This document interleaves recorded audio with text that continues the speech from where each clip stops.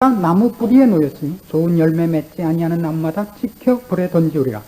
여기 좋은 열매, 좋다 하는 것과 선한 목자, 같은 단어입니다. 왜 이 말씀을 이렇게 굳이 밝혀야 되냐면, 좋은 열매라는 것이 무엇인가 하는 데서부터 이 뜻을 좀 추적할 필요가 있기 때문입니다. 성경이 좋은 열매를 얘기하는 것은 좋은 행위를 요구하는 뜻에서 하는 적이 없습니다. 열매는 늘 나무를 증명하는 외적 증거로서 요구되고 있습니다. 포도나무에서 엉겅퀴를 따겠느냐, 아니 가시딸기에서 무화과를 따겠느냐. 성경이 열매를 도입하는 가장 큰 이유입니다. 포도나무에서 포도가 나고 사과나무에서 사과가 납니다. 쌀은 어디서 나죠? 쌀나무에서 나죠. 우스갯소리 중에 이런 게 있죠. 닭장 속에는 닭이, 소우리 속에는 소가, 모기장 안에는 모기가. 이런 우스갯소리가 있습니다. 모기장 안에만 이상한 사람이 들어있죠. 좋은 열매라는 건 어떤 경우에도 성경에서는 나무가 무엇이냐를 우리가 살펴볼 수 있는 것으로서 증거됨으로써 열매를 맺자는 뜻이 아니라 그 열매를 맺힐 수 있는 나무가 되자는 뜻입니다. 이 말씀은 세례 요한이 천국에 대한 얘기를 하는 중입니다. 회개하라, 천국이 가까웠느니랍니다. 이미 도끼가 나무 뿌리에 놓였으니 좋은 열매 맺지 아니하는 나무마다예요. 그러니까 좋은 나무가 아니면, 그럼 그때 좋은 나무라는 거는 천국에 들어갈 나무. 다시 바꿔 말해서 물질계를 위해서 존재하는 자가 아니라 영계를 위해서 존재하는 자. 영원한 나라와 신령한 준비가 되어 있고 그 목표를 두고 있고 거기에 준비 갖추고 있는 그런 자격에 관한 기준입니다. 지금 선한 목자가 자신을 나는 선한 목자라면서 내 목숨을 줘야 된다는 뜻도 그래서 등장합니다. 우리를 영적인 세상에, 하지만 다음 나라에, 영원한 나라에 우리를 초대해야 되니까 우리를 위하여 주께서 생명을 주실 수 있는 방법은 우리 죄를 대신해서 그분이 돌아가시는 방법밖에 다른 방법이 없습니다. 그분은 자신을 가르쳐 선한 목자라고 합니다. 그럼 다른 목자들은 선한 목자가 아닌 이유가 뭡니까? 그걸 하지 않고 있으니까. 예수님 빼놓고 남의 죄를 대신해서 죽어줄 수 있는 자는 없습니다. 그걸 하라는 뜻은 아닙니다. 그럼 왜 다른 목자들은 예수님과 비교될 때 도적이고 강도입니까? 저들은 생명을 준비시키고 있지 못하니까. 그들이 예수님같이 대신 죽어주라는 뜻은 아닙니다. 예수님밖에 그 일은 할 수 없습니다. 그러나 생명에 관한 것과 연결시키지 못하고 무엇과 연결시키는 겁니까? 싹군이란 뭐예요? 싹군이라는 것은 일 때문이 아니라 그 일에 걸려있는 이익 때문에 와서 일한다는 뜻 아닙니까? 그럼 기왕 일하는 김에 금 갖고 일하는 것과 진흙 갖고 일하는 것은 어디가 이익입니까? 금 갖고 일하는 게 낫지. 집에 와서 털면 그래도 금가루가 떨어지니까. 그거 한 1년 모으면 한 돈양 나갈걸요? 옛날에 자린고비들이 그런 일을 많이 했다 그럽니다. 우리나라가 아직도 신용화폐가 나오지 않고 제 가치대로 화폐를 만들었을 때 금이 있고 은이 있고 구리로 돈을 만들었을 때 금돈을 모아다가 일꾼들을 사서 매일 돈을 비비는 거예요. 금돈을. 그럼 가루가 떨어질 것 아닙니까? 그래도 금돈 갖고 거래할 때 그거 달아보는 사람이 어디 있어요? 그냥 좀 달아서. 에스겔서 34장은 악한 목자들에 대한 경고입니다. 전장이 그겁니다. 오늘은 우리가 본문과 연결시키기 위한 핵심되는 부분만 보기 위해서 7절부터 16절까지만 보겠습니다. 제가 읽는 동안에 표현 중에서 중요한 단어를 몇 개 골라보십시오. 그러므로 목자들아 여호와의 말씀을 들을지어다. 주 여호와의 말씀에 내가 나의 삶을 두고 맹세하노라. 내 양의 무리가 노략거리가 되고 모든 들짐승의 밥이 된 것은 목자가 없습니다. 내 목자들이 내 양을 찾지 아니하고 자기만 먹이고 내 양의 무리를 먹이지 아니하였도다. 그러므로 너희 목자들아 여호와의 말씀을 들을지어다. 주 여호와의 말씀에 내가 목자들을 대적하여 내 양의 무리를 그들의 손에서 찾으리니 목자들이 양을 먹이지 못할 뿐 아니라 그들이 다시는 자기를 먹이지 못할지라. 내가 내 양을 그들의 입에서 건져내어서 다시는 그 식물이 되지 않게 하리라. 나 주 여호와가 말하노라. 나 곧 내가 내 양을 찾고 찾되 목자가 양 가운데 있는 날에 양이 흩어졌으면 그 때를 찾는 것 같이 내가 내 양을 찾아서 흐리고 캄캄한 날에 그 흩어진 모든 곳에서 그것들을 건져낼지라. 내가 그것들을 만민 중에서 끌어내며 열방 중에서 모아 그 본토로 데리고 가서 이스라엘 산 위에와 시냇가에와 그 땅 모든 거주지에서 먹이되 좋은 꼴로 먹이고 그 우리를 이스라엘 높은 산 위에 두리니 그것들이 거기서 좋은 우리에 누워있으며 이스라엘 산 위에서 살찐 꼴을 먹으리라. 나 주 여호와가 말하노라. 내가 친히 내 양의 목자가 되어 그것들로 누워있게 할지라. 그 잃어버린 자를 내가 찾으며 쫓긴 자를 내가 돌아오게 하며 상한 자를 내가 싸매어주며 병든 자를 내가 강하게 하려니와 살찐 자와 강한 자는 내가 멸하고 공의대로 그것들을 먹이리라. 거듭해서 나오는 몇 가지 표현이 있습니다. 중요한 단어를 먼저 하나 찾아보십시오. 뭡니까? 내 양입니다. 내 양. 주인이 있다고요. 이 양에 대해서는. 내 양. 이 목자들이 지금 누구에게 말하자면 월급을 받고 고용된 셈입니다. 목자들 보고 가서 양떼들을 내 실력껏 모아오라는 싸움이 아니라 하나님께서 자기 양떼를 준비해놓고 목자를 파송하고 있다고 얘기합니다. 그래서 목자 쪽에서 보자면 이 일은 양과의 일이기 이전에 누구와의 계약이에요? 주인과의 문제입니다. 이 일을 주인이 판단합니다. 그래서 그 다음에 나오는 얘기가 뭡니까? 양을 먹이지 않고 있다는 얘기가 나오지 않습니까? 양을 먹이지 않고 뭐 하고 있대요? 자기네만 먹고 있대요. 이런 건 아니란 말이에요. 양에게 먹일 풀을 목자가 먹고 있다는 뜻은 아닙니다. 왜냐하면, 보실까요? 10절 보십시오. 주 여호와의 말씀에 내가 목자들을 대적하여 내 양의 무리를 그들의 손에서 찾으리니 목자들이 양을 먹이지 못할 뿐만 아니라 그들이 다시는 자기를 먹이지 못할지라. 그들이 뭘 먹는 걸 이제 못 먹게 하겠대요. 내가 내 양을 그들의 입에서 건져낸다 그러잖아요. 목자들이 양을 치러 온 거예요? 양을 먹으러 온 거예요? 양을 먹으러 왔다고요. 그러니까 양치기가 된 것은 양이라는 고기를 먹으러 온 것이지 목자로서 온 게 아니란 말이에요. 이게 싹뿐입니다. 지금. 하나님께서 어떻게 하시겠다고요? 이 목자를 몰아내고 친히 하겠다고. 아주 재밌는 일입니다. 이건 물론 1차적으로 우리가 이 사건을 현실 속에서 이해하자면 성직자들에 관한 얘기입니다. 성직자들의 책임이라는 건 참으로 중요합니다.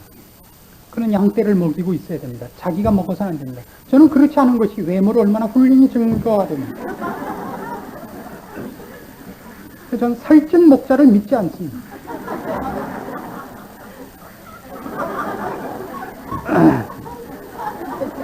주강도사님 못 먹어서 부신 겁니다. 걱정하십시오.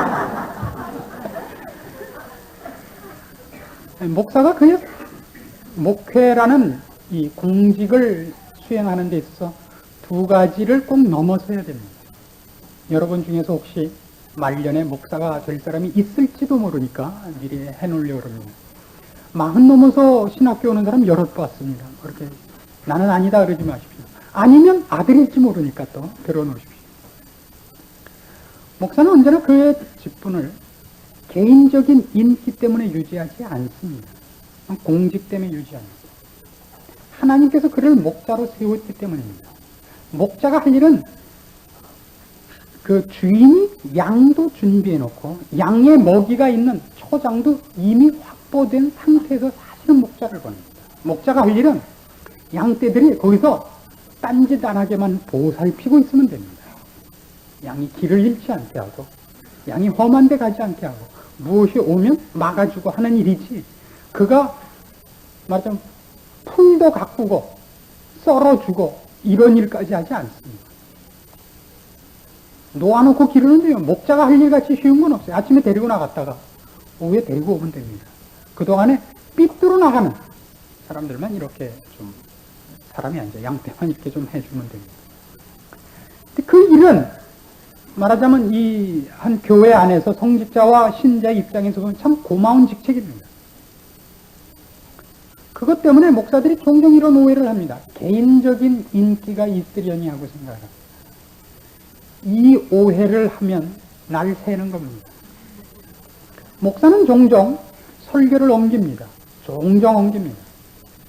저야 종 옮기고, 보통 목사들은 종종 옮기고, 그렇게 하는 사람들은 이제 종종 옮깁니다. 재밌는 것은 옮겼을 때도 하나님이 은혜를 베푸셔서 듣는 자들에게 감동이 있을 수가 있다는 사실입니다. 근데 목사가 이런 착각을 하면 그 목사는 이제 큰일 나는 겁니다. 이렇게 생각하는 사람들이 많습니다.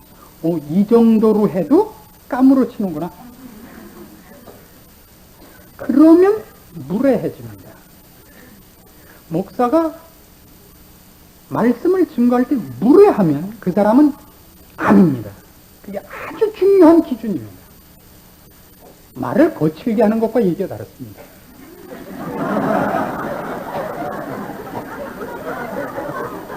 말씀의 심각성을 열내는 것과 쉽게 하는 것과는 얘기가 다른 겁니다. 그거 어렵네요. 그 말 하려니까. 좀 옆에서 힘 좀 이렇게 줘요. 무례하다는 것은 그 사람이 준비되지 않고 나와 있다는 뜻입니다. 쉽게 생각한다는 말입니다. 자기가 하는 일을. 앉아있는 사람들 이 정도도 대노인을 하는 쉬운, 준비 안 된, 경솔하고 나태한 표시가 난다 이겁니다. 이게 무례한 겁니다. 상대방을 1대1로 대접해주지 않고 새끼손가락 하나로 대접을 한단 말입니다. 이게 무례하다는 뜻입니다. 그게 아주 큰 문제가 됩니다. 그 다음에 하나는 목자가 양이 많아서 자기 식생활이 보존된다고 생각하는 그 유혹을 넘어서야 됩니다. 하는 목사들이 이 실수를 합니다. 은퇴할 때 교회와 계약을 맺죠. 물러나 줄 테니까 앞으로 10년간 담임 목사와 똑같은 본봉을 내라. 이것만큼 스스로 함정을 파는 게 없습니다. 목자의 급료는 누가 준다고요? 주인이 주는 법이지 양떼가 주지 않습니다.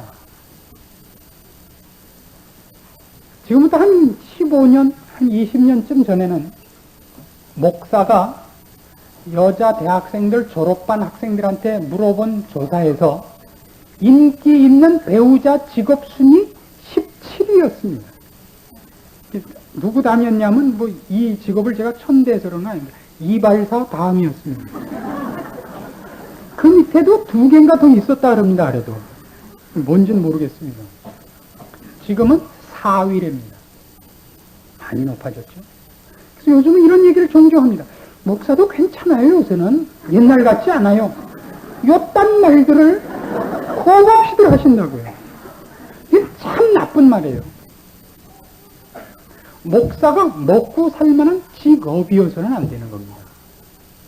그러기 위해서 저는 목사가 훨씬 어렵기를 주장하는 사람입니다. 물론 하나님께서는 목사나 교회를 어렵게만 하시진 않습니다. 들어 쓰시는 때가 있습니다. 큰 교회, 아름다운 교회, 세력 있는 교회를 만드십니다. 왜냐하면 한 신대 개인 생활도 그렇습니다. 물질적인 축복, 권세, 지위를 허락하시기도 합니다. 왜냐? 하나님이 온천하 만물의 주권자이시며 그가 생사화복을 주관하시는 이임을 표현하는 방법입니다. 그러나 그렇게 되면 무슨 문제가 생기느냐면 그것만으로 다 문제가 해결되고 메시지가 제대로 전달되면 좋은데 그것이라면 큰 결함 중에 하나는 싹군이 붙을 위험성이 너무 많은 겁니다. 예수를 믿었더니 공부 안 해도 애가 인류대학 가더라. 예수를 믿었더니 목청이 좋아지더라. 예수를 믿었더니 병이 낫더라. 그러면 전부 뭐에 와서 붙을 거예요? 예수를 믿는 것이 아니라 보수 때문에 모이는 어중이 떠중이가 얼마나 많아지겠습니까? 몽땅 싹군이 되는 겁니다. 그 일로 인해서 생기는 부수입에 집중되고 있는 것 아니겠습니까?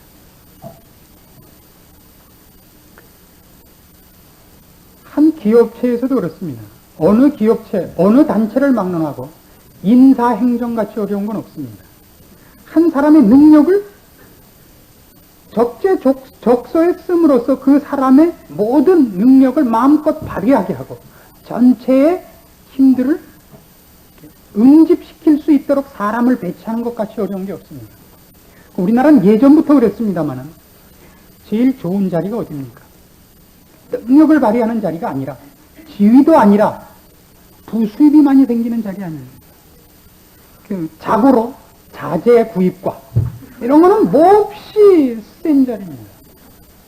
이런 말씀드리면 참 부끄러운 얘기입니다만 우리 공공연한 비밀 아닙니까? 우리나라 공무원 중에서 제일 수입이 좋은 데가 어디입니까? 세무관계 아니면 교통순경 아닙니까? 교통순경은 한 달에 얼마를 버는지 아무도 모릅니다. 본인도 모릅니다. 부인이 압니다. 그때 어떤 얘기를 이렇게 전해 듣고 저도 참 놀랐어요. 새 집으로 이사를 갔는데 빚이 2천만 원이었는데 석 달 만에 갚았대요. 교통순경 하시는 분의 부인 되시는 분이 그런 질문을 했습니다. 언제 네가 봤냐고? 아니요, 못 봤어요. 그럼 왜 이런 햇소리 하느냐? 설교하다 가끔 햇소리를 해요, 목사들은. 그럼 우리가 누구나 알고 있는 얘기들입니다. 제가 그쪽을 고발하기 위해서 하는 것이 아닙니다.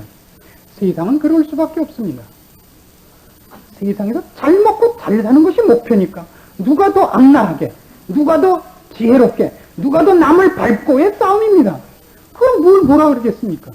저는 거기에 대해서는 전혀 시비가 없습니다. 악당은 악당다워야 됩니다. 악당이 눈물 흘리고 그러면 그와 같이 재미없는 영화가 없어요. 악당은 차라리 페르난도 산초 같아요. 사람을 죽이고 으하하하 웃어야지, 죽이고 고민하고 이러면 그럼 재미없는 게, 악당이 악당다워야지. 주인공이 나타났을 때 박수가 나오는 거 아니에요? 이야, 주인공이 아무리 못생겨도 상관이 없어요. 악당이 악랄할수록 주인공이 한 방 쏘는 총알에 우리는 그냥 돈 많이 내고 들어온 그 아까움을 잊고 나오는 건, 주인공다워지는 것은 악당이 악당다울 때입니다. 세상이 사는 데 대해서 저는 불만이 없습니다. 그들은 그것밖에 모르니까요. 문제는 우리다 이겁니다. 성직자가 양을 자기 식량 창고로 알고 모으는 겁니다. 그러니까 도대체 누구한테 관심이 있어요? 신자가 오면 아까도 싹군이 보는 양은 근수로 볼 수밖에 없듯이 목자가 싹군이면 딱 뭘 기준으로 보이겠습니까? 주머니 근수죠. 어쩔 수 없는 겁니다. 이렇게 얘기하는 것이 저를 증명하려고 지금 설명하는 건 아닙니다. 이런 생각을 해보십시오. 돈 갖다 주는데 싫어하는 사람이 어디 있습니까? 옛날에 어떤 일제시대 때 한 영감님이 이런 아름다운 일화를 남긴 것이 있습니다. 일본인 청년이 어떻게 하다가 자리를 못 잡아서 3등 칸에 같이 한국인들과 타게 됐습니다. 열차를 타고 가는데 불만인 거예요. 이런 열등한 민족들과 같이 타고 간다는 거예요. 점심시간이 됐는데 가난한 민족인 터라 우리 아무도 식사를 하는 사람들이 없고 다 이렇게 시치미를 떼고 가고 있습니다. 열반의 세계에 가 있는 사람들 같이 이렇게 가고 있는데 그 사람만 도시락을 산 거예요. 근데 몇 숟갈 뜨더니 이런 건 못 먹겠다 이거죠. 버릴래다가 앞에 있는 영감님에게 줬습니다. 이거나 드시라고. 옆에 있는 모든 청년들이 뿔이 났습니다. 저걸 그냥 확 밟어.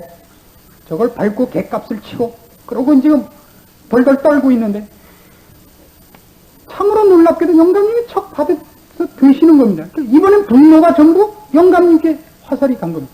그럼 벨도 없나. 영감님이 다 드시더니 다 드시고 트름까지 하신 다음에 척 그것을 상대방 얼굴에 붙여주시더랍니다. 왜 버려요? 아까운 음식을, 농부들이 피 흘려 땀 흘려 가꾼 음식을 드시고 얼굴에 발라주셨으니 얼마나 그 안이 통쾌합니까? 배도 부르고. 타협하라는 뜻이 아닙니다. 제 쪽에서 보면 그렇습니다. 여러분 중에서 누가 신앙을 좋게 갖고 있고 한 사람 둘 다 신앙을 좋게 갖고 있는데 이쪽이 신앙이 좋고 이쪽이 신앙이 좋지 않은데 신앙 좋지 않은 사람이 자꾸 물질적으로 저한테 점수를 따려고 그런다고 생각해 보세요. 때마다 뭘 보내고 뭘 초대를 하고 뭐 구두도 사주고 그런다고 해서 이 사람은 이 사람보다 더 쳐주는 싹군입니다. 그러나 이 사람과 이 사람이 동등한데 동등한 신앙 수준인데 이 사람은 그러지 않고 이 사람은 그런다면 제가 누구를 더 좋아하겠습니까? 이거 굉장히 오해하는 말들입니다. 개인적인 교류가 있는 것은 개인적으로 인간적으로 교제가 있고 기쁜 일입니다. 그러나 저희는 목자입니다. 근본적으로 양을 살찌게 하는 목적을 위해서 있는 것이지 가깝게 한다는 것으로 인해서 내 할 일을 다 했다는 뜻은 아닙니다. 즉 교제나 이 아름다운 관계가 있는 것은 부수적인 거라고요. 이 일에 쫓아다니는 하나님의 아름다운 부수적인 축복들이라고요. 우리가 어떻게 이렇게 한 번 듣고 나 모른다 하고 싹 헤어집니까? 만나면 인사도 하고 파마를 하셨군요. 이렇게 알아도 보고 금리빨을 하셨군요. 이런 게 있어야죠. 사람이 어떻게 딱 로봇같이 삽니까? 그렇지 않습니다. 그러나 그것이 원래 우리가 연결돼야 하는 책임을 대신하는 것은 죽었다 깨도 아닌 것입니다. 그렇지 않습니까? 그 일이 있을 수 있습니다. 자, 저는 성직자를 놓고 지금까지 이렇게 얘기를 했습니다만 이제 한 걸음 더 진전해서 이렇게 보십시오. 인류라는 세상이라는 이 양우리에 여러분이 목자라는 사실을 인식하셔야 됩니다. 성경은 분명히 이렇게 얘기를 합니다. 신자란 모두 다 왕같은 제사장이라 그럽니다. 제사장이란 중보자거든요. 하나님 앞에 죄인들을 데리고 가서 죄를 씻게 하고 하나님과 화해시키는 중보자입니다. 중개인입니다. 여러분이 세상에서 유일한 목자들입니다. 그럼 여러분이 세상 앞에 기독교를 소개할 때 무엇으로 소개합니까? 이익으로 소개하고 있으면 여러분들이 싹군입니다. 교회 같은 이런 이익들이 있더라. 애들이 공부를 잘하더라. 병이 낫더라. 이것은 곤란하다 이겁니다. 그건 훨씬 부수적인 이익들입니다. 양떼를 맡았더니 매일 아침에도 양고기 먹고 점심에도 양고기 먹는다? 그 얘기가 뭐가 다릅니까? 기독교를 도대체 뭘로 설명을 해야 됩니까? 지금 예수님이 설명하는 것 같이 나는 선한 목자라. 그러니까 선한 목자가 자신을 증명하는 방법이 뭐죠? 양떼를 위해 버리는 자기 목숨입니다. 왜 목숨을 버리는 걸로 나타날까요? 물론 죄를 대속하기 위한 것입니다. 우리 쪽에서도 예수님께서 이렇게 요구하십니다. 나를 따라오려거든 자기를 부인하고 자기 십자가를 지고 쫓을지니라 해요. 즉 우리가 예수 그리스도를 쫓고 예수 그리스도의 부름받은 목자로서 한 시대와 한 인생을 걷는 데 있어 우리가 하나님께서 우리에게 부탁한 목자의 직분을 완성해서 양들로 하여금 생명을 얻게 하는 그 방법이 뭐냐면 죽음이라는 방법이 없다고 성경이 얘기합니다. 예수를 믿은 것이 세상의 문제들에서 내가 증명되는 것이 있다면 그건 부수적인 것들이지 핵심적인 것은 아닙니다. 예수를 믿어서 잘된 일이 물질계에 있다면 부수적인 것이지 그것이 본론은 결단코 아닙니다. 죽었다 깨도 아닙니다. 그걸 본론으로 갖기를 원하시는 분 있으면 다른 데 가십시오. 시중에 그런 교회가 많이 있습니다. 여기까지 와서 그것도 하시겠습니다. 제가 이걸 이렇게 극렬하게 표현한다고 해서 여러분 기분 나쁘게 생각하지 마십시오. 한국에 가장 치명적으로 실수한 게 있다면 이겁니다. 싹군을 만들었습니다. 교회가 주는 부수적인 이익에 몽땅 덤벼든 주주들밖에 없습니다.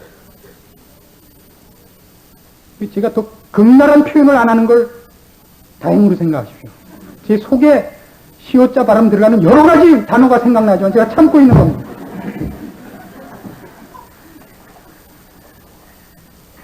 나이가 드니까 좀 변하네요, 변하기는.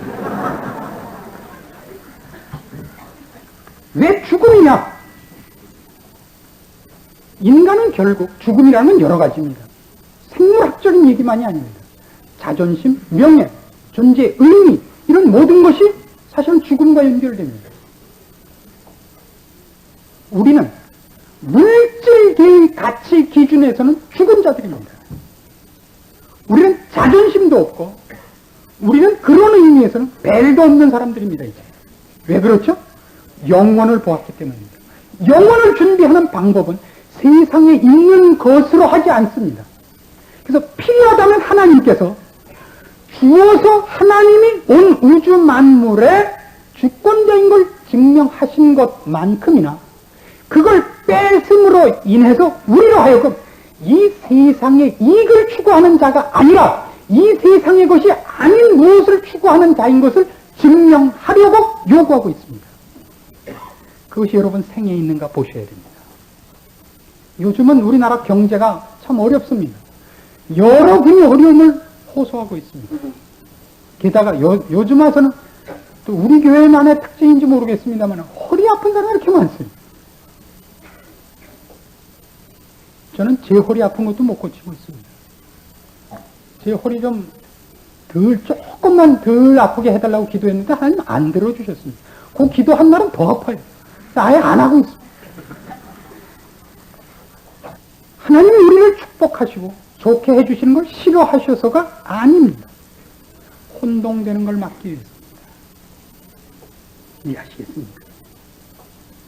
오늘날 교회가 잃어버린 힘, 신자가 잃어버린 힘이 뭐냐 그럴 때 그를 만났을 때 영혼으로 연결되는 생명으로 연결되는 분위기를 다른 사람들이 맛보지 못하게 된 것, 그게 최고의 약점이요, 최고의 큰 병입니다.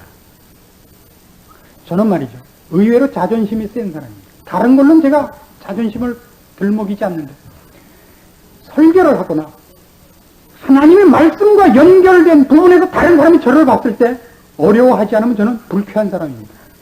왜 그런지 아십니까? 그건 제 책임이기 때문입니다. 저는 다른 문제 어디서도 훅가시를 낼 이유가 없습니다. 폼을 잡을 필요가 없고 잡아봤자입니다. 그렇죠? 어느 구석에 뭐 권위스럽고 뭐 풍성해 보이고 괜찮은 데가 눈 빼놓고 없잖아요.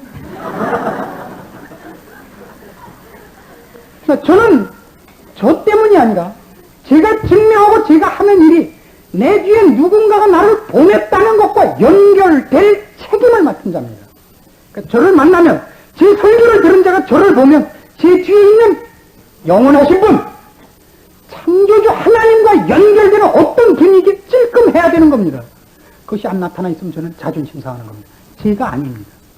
저를 증명하자는 게 아닙니다. 그게 제 책임이기 때문입니다. 다른 것은 절대 큰 소리 칠 필요 없습니다. 그 문제만은 제 일입니다. 그게 제 개인의 일이겠습니까? 그건 모든 신자에게 요구되고 있는 일입니다. 그렇게 여러분 인생을 다시 점검하셔야 됩니다. 이 얘기를 천만 뜻밖에도 신약에서는 이렇게 설명하고 있습니다. 로마서 10장으로 가보시죠. 신약 성경 253페이지입니다. 로마서 10장 9절 말씀부터 갑니다. 10장 9절입니다. 네가 만일 내 입으로 예수를 주로 시인하며 또 하나님께서 그를 죽은 자 가운데서 살리신 것을 네 마음에 믿으면 구원을 얻으리니 사람이 마음으로 믿어 의에 이르고 입으로 시인하여 구원에 이르느니라. 성경에 이르되 누구든지 저를 믿는 자는 부끄러움을 당하지 아니하리라 하니 유대인이나 헬라인이나 차별이 없습니다. 한 주께서 모든 사람의 주가 되사 저를 부르는 모든 사람에게 부여하시도다. 누구든지 주의 이름을 부르는 자는 구원을 얻으리라. 그런즉 저희가 믿지 아니하는 이를 어찌 부르리요? 듣지도 못한 이를 어찌 믿으리요? 전파하는 자가 없이 어찌 들으리요? 보내심을 받지 아니하였으면 어찌 전파하리요? 이게 아주 재밌는 말이에요. 믿음이란 내가 나가서 누구를 잡아내는 싸움이 아닙니다. 믿음은 전파되는 자가 있어야만 믿음이 전달된다 그럽니다. 근데 전파되는 자가 무엇을 전파하죠? 이익을 전파하는 싹군이란 말이에요. 전파하는 자는 믿음까지 연결되어 할 말이 있는 것은 보내심을 받았기 때문이다 이거예요. 보내심을 받았다는 것은 누가 나를 보냈다는 사명에 관한 얘기 아닙니다. 보고인 겁니다. 목자가 지금 하는 얘기, 내 양, 내 양, 내 양, 내 목자, 내가 보낸 양. 내가 보낸 목자죠, 정말. 내가 보낸 내 양. 아니, 뭐 말이 이렇게 했어요. 내 양을 위해 보낸 내 목자. 그 주인이 있다고요. 그 의식 없이 양떼를 만나보십시오. 하나밖에 없어요. 봉 잡았다밖에 없습니다. 기독교라는 봉을 잡지 마십시오. 예수 믿으면 모든 것이 잘 됩니다. 이건 아주 나쁜 말이에요.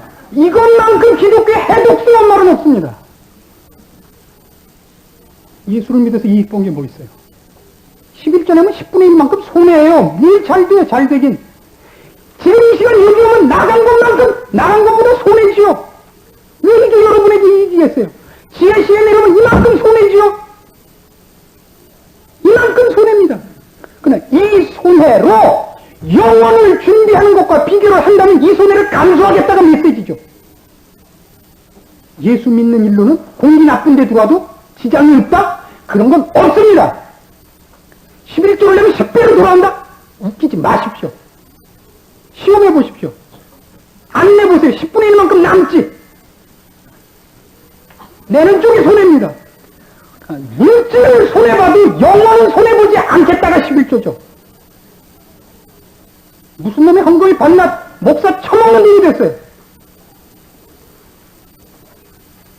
이게 우리 모두를 망치고 있는 겁니다. 뭘 전파하러 나왔습니까? 무엇이 여러분을 기독교인이라고 부르게 합니까? 여러분이 세상 사람과 만났을 때 이게 기독교다라고 뭘로 증거하십니까? 나와 보라.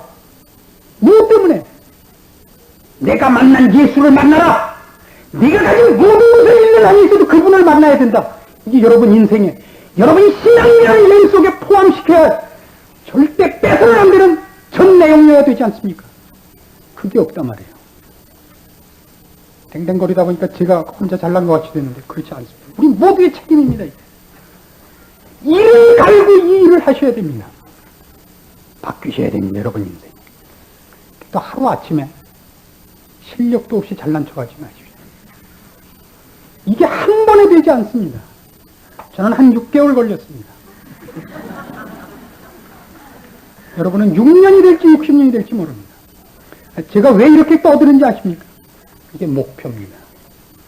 이게 우리의 근거입니다. 알고 계십시오.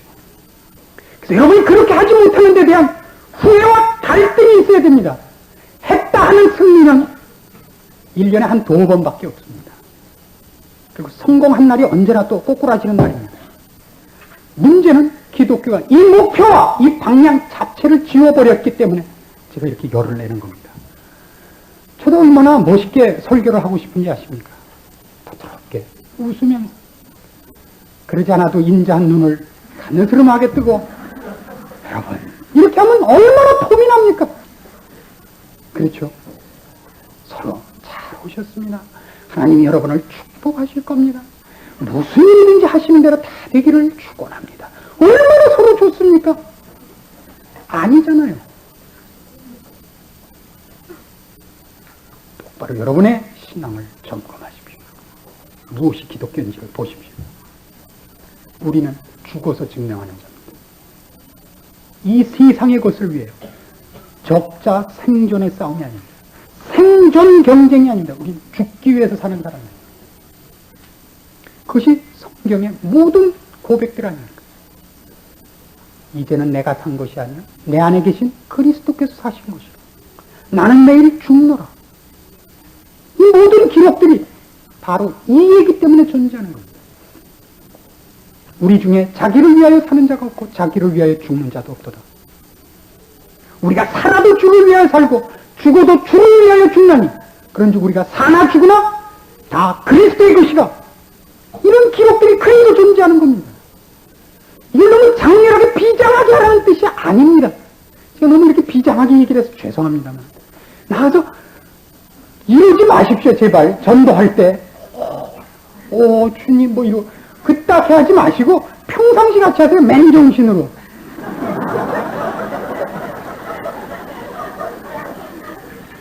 이상해져가지고 이러지 마시고 그건 벌써 틀린 거예요. 횟가닥 해야 되는 것은 그건 뭐 좋은 국민학교 안 나온 탓이겠죠. 정신 차리고 여러분의 인생을 점검하시기 바랍니다. 주일 아침을 하나님 앞에서 보내실 수 있는 축복을 받으신 분들입니다. 그 인생을 헛되게 살지 마십시오. 이 세상에서 이 세상뿐이 아닙니다. 전 역사를 통해서, 전 시간을 통해서 제일 행복한 인생이 뭐냐? 세상에서도 잘 살고 천국 가서도 잘 사는 사람. 그럼 그거보다 조금 못한 게 뭡니까? 천국 가서는 잘 사는데 세상에서 조금 고생한 사람. 그거보다 조금 못한 사람. 천국엔 못 갔지만 세상에서 잘 산 사람. 그것보다 못한 사람. 천국도 못 가는 주제에 세상에서 예수 믿는 척 해갖고 쪼다지 타다 가는 사람 아니에요. 그런 위험성이 있다고요. 얼마나 많은 사람이 그러고 있는지 모릅니다. 그런 위험성이 있습니다. 선한 목자가 되십시오.